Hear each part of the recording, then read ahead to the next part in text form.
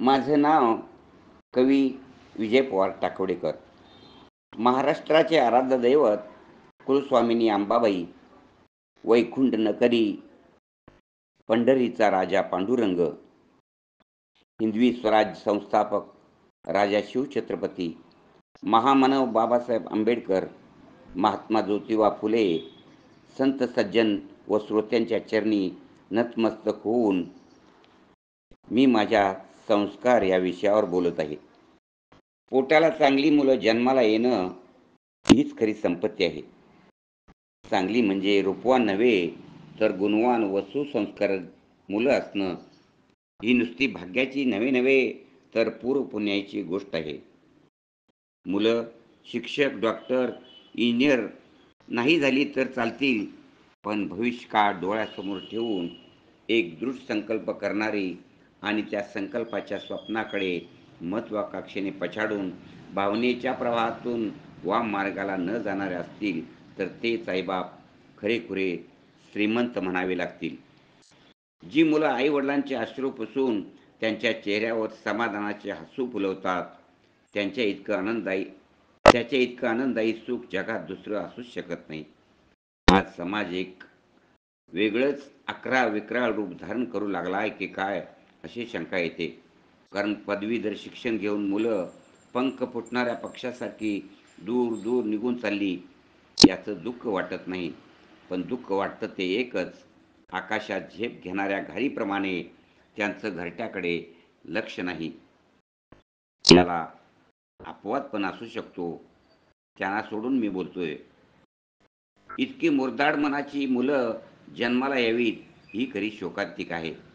आई वडिलांच्या अंगातील त्राण दिवसेंदिवस वृद्धापकाळ हिरावून घेतो व शरीराचा अशक्तपणा व मनाचा आर्थिकपणा, पोरकेपणा वाढत जातो व क्षणार्धात मुलांना स्वार्थीपणा नडतो व शेत जमीन, घर, गहाण किंवा विकण्याचा प्रसंग ओढवतो.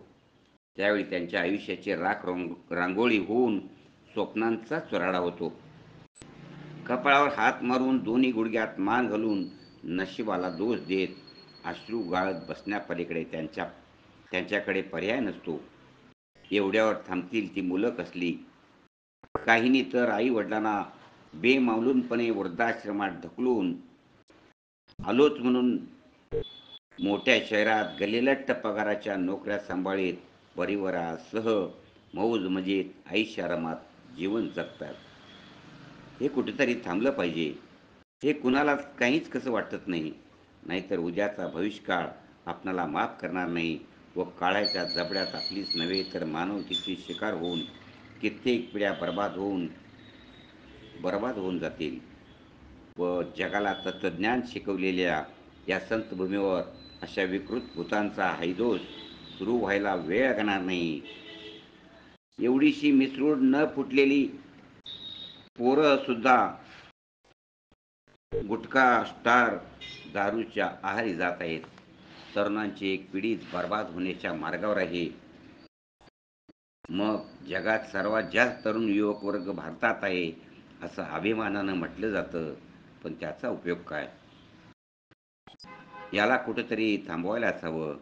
कुणीतरी आवर घालायलाच हवा. कोण पण कोण कोण घालणार? धाक तर शब्द आता राहिलाच नाही. पूर्वी गावावर पाटलांचा धाक होता, घराघरात थोऱ्या मोठ्यांचा धाक होता, शाळेत गुरुजींचा धाक होता. बाई रस्त्याने जाताना डोईवरची पदर घ्यायची, नवे नवे घट्टावरून धरायची. आता जमाना पार बदलून गेला. डोईचा डोईवरचा पदर खांद्यावर आला. गावात पोलीस पाटील आला तर ही बातमी वाऱ्यासारखी पसरायची. अगदी एक पोलीस आणि कोतवाल गावात फिरताना गावातील लोक बावरून डोकावून बघायची, पण रस्त्यावर यायची कोणाची हिंमत नव्हती. गावात काय घडलं असावं अगदी कानात बोलायची. बारा भोवतेदार अगदी पारंपरिक रीतिरिवाजाने चालायची. भोळी बाबडी अडाणी होती बिचारी, पण कष्ट कष्ट करून दिवाळी दसऱ्याला मिशीवर ताव देत धोतर, बटनाचा शर्ट व पटका रुबाबात नेसून भारदस्त मर्दानी वेशात व आपल्या आपट्याची पानं अगदी आनंदानं सोनं घ्या म्हणून एकमेकाला रामराम करीत मिठ्या मारायची. सर्व देवदेवतांना पण सोनं देत गावभर फेरफटका मारायची. गावामध्ये चवडीवर न्याय निवाडा व्हायचा.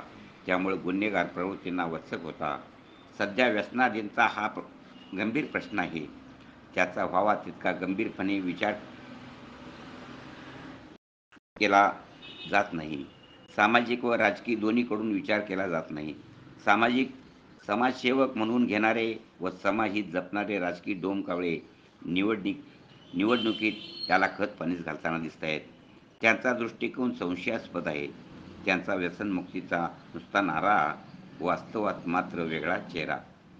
तरुणाईच्या घोषणा, आगे बढ़ो हम तुम्हारे साथ है, बड़े बड़े नेताओं की ये तो अंदर की बात है.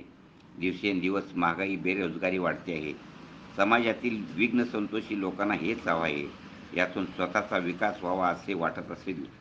इतिहासाकडे डोकावून त्यातील आदर्शयुक्त जीवनाचा अभ्यास करूनच करणंच क्रमप्राप्त आहे. एक मात्र खरं, आपण भूतकाळातील चुका सुधारून थोडक्यात बाबासाहेबांचे विचार आठवतात. मानसिकता बदलल्याशिवाय परिवर्तन नाही. तसेच वामनराव पै यांचे तू तुझ्या जीवनाचा शिल्पकार हे हृदयात पक्क ठरवून दृढ संकल्प कराल तर तीच धारणा यशस्वीतेच्या शिखरावर पोचवायला मदत करेल.